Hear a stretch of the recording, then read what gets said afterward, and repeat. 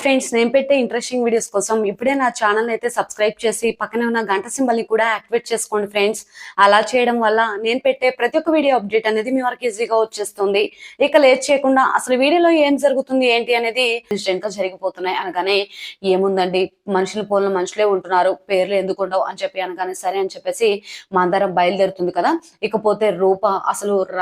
రాజు చెప్పిన మాటల గురించి ఆలోచించి ప్రతాప్ తో అది డిస్కస్ చేయడానికి వెళ్ళి, ఏంటి నాన్న నన్ను రాజుని విడదీశారు, బాగానే ఉంది, కానీ నేను అత్తయ్యలా ఎన్నాలని ఇంట్లో ఉండాలి, అత్తయ్య భర్త లేకుండా ఎన్నెన్ని మాటలు పడుతుందో మీకు తెలీదు, సీఎం అక్కగా పట్టు చీర కట్టుకొని నగలు వేసుకుంటే సరిపోదు కదా,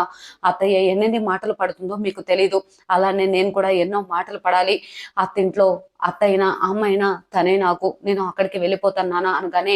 తను నీకు ఏ కొసైనా చూస్తున్నా అమ్మలాగా అనిపించట్లేదమ్మా, మీ అత్త నా తప్పు తన తప్పు ఉందని కూడా మోకాల మీద కూర్చొని క్షమాపణ అడిగితే తను ససేమిరా అంది. తర్వాత నువ్వు కిడ్నీ ఇచ్చావని తెలిసి నిన్ను ఇంట్లోకి రావడానికి ఒప్పుకుంది అని ఈ విధంగా లేనిపోని ముత్యాలు గురించి అన్ని కూడా చెప్తూ,